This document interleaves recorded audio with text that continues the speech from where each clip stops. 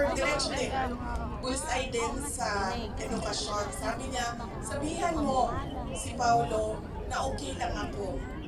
At huwag siyang pumunta dito hanggang hindi matapos ang eleksyon at maging congressman siya ng First District ng Davao City. At sabi niya, sabihin mo kay Baste, hindi siya pwedeng pumunta dito hanggang hindi matapos at ma-elect siyang Vice Mayor ng Davao City. Ito ang pinakamatindi dahil pinagtatawanan namin siya sa group chat namin. Kaming magkakapatid apat, meron kaming group chat. Dahil ang sinabi niya kay Veronica, sabi niya, sabihin mo kay Kitty, hindi siya pwede bumisita dito hanggang hindi siya abogado.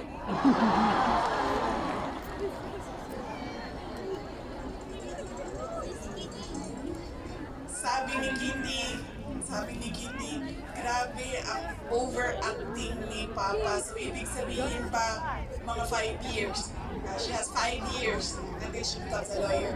Na meron pa akong 5 taon na bago ako makabisita. Ganon siya kahit na nanonood siya sa loob, ang kanyang iniisip, unang-una, yung mga kapatid ko na kailangan magtrabaho para sa siya ng Davao. Kapatid ko na kailangan Ano nga, bumigay na te? Ay, naku, meron pa rin ang panalo na. May panalo na.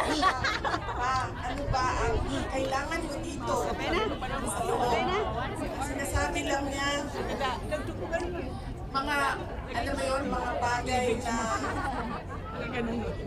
chicken cream, Gusto naman kayo. Coke Zero, Lagi siya.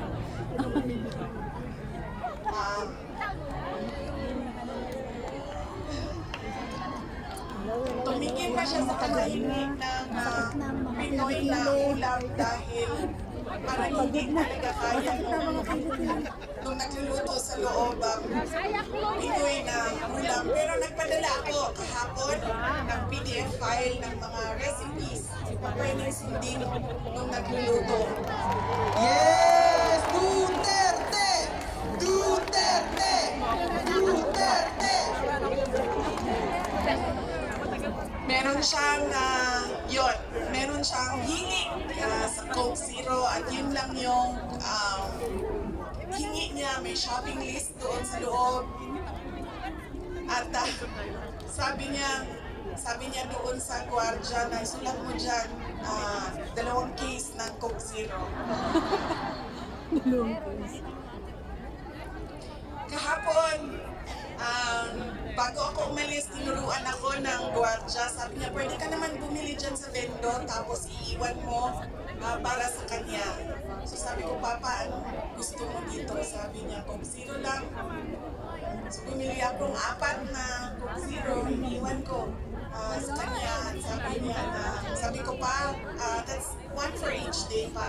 So, today, tomorrow, Saturday, tomorrow, Sunday, Monday, Tuesday, Wednesday. Dahil darating na yung grocery list mo by Wednesday. Sagot niya sa akin, bakit isa lang? Sabi naman nung gwardiya, sabi niya, you have to have at least, and he has to have at least 2 because he already drank upstairs 1 Coke Zero. And then sabi ko, sige pa, sabi ko, babalik naman ako sa bukas. Sabi ko, 2 bukas Sunday, and 2 sa Monday, tapos i-replenish ko na lang yung Coke Zero. Sabi ko sa kanya, alam mo pa, sinasabi sa iyo ng doktor, maglakad ka daw. Huwag kang nakaupo lang sa kwarto mo. Tapos sabi ko, pwede ka naman, allow kayo na lumabas dyan. Sabihan nyo lang ang gwardiya. Sabi niya, ayoko maglakad sa labas kasi baka didiretso ako sa gate at umalis sa lugar na ito.